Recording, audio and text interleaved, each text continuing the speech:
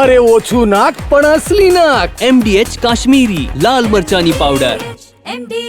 બસ અતિ ભારે વરસાદની આગાહી છે તેવું છે સૌરાષ્ટ્રના દરિયાકાંઠો અને કચ્છ રિજનમાં અતિ ભારે વરસાદ છે, પણ મધ્યમ અને ઉત્તર ગુજરાતમાં સામાન્યથી હળવો વરસાદ રહેવાનો છે.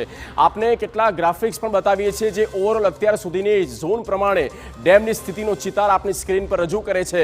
સૌથી પહેલા ઉત્તર ગુજરાતની વાત કરીએ તો 15 ડેમ આવેલા છે અને અત્યાર સુધીમાં આ 14 કે 15 દિવસના ગાળામાં 36% એ ડેમ ભરાઈ ચૂક્યા છે. ઉત્તર ગુજરાત અને તેનો જે આખો પટ્ટો છે તે અમે આપને બ્લિંક કરીને પણ યલો ઝોનમાં બતાવી રહ્યા છે. એ ઉત્તર ગુજરાત છે ને ત્યાં એ 15 ડેમ આવેલા છે. મધ્ય ગુજરાતની વાત કરીએ તો મધ્ય ગુજરાતમાં જ્યાં 17 ડેમ છે અને 53% જેટલા ભરાઈ ચૂક્યા છે.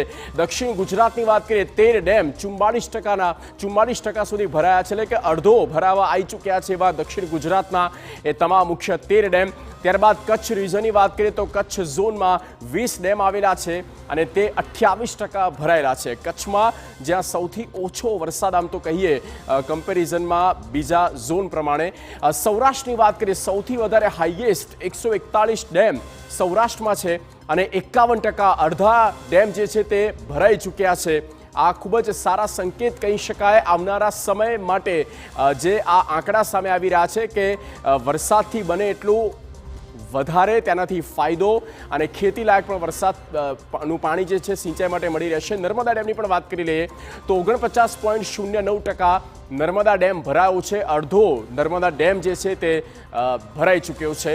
તો આ ઝોન પ્રમાણેની આપને એ સ્થિતિ બતાવી, એ આંકડા જે છે તે મેં આપને બતાવ્યા ઝોન પ્રમાણે, અને તેમાં સૌથી વધારે એ સૌરાષ્ટ્ર છે અને સૌરાષ્ટ્રમાં ખૂબ જ સારા પ્રમાણમાં જ્યાં ડેમની ભરપૂર એ ત્યાં જેની લિમિટેશન છે એનાથી 50%થી અપ થઈ ગયું છે.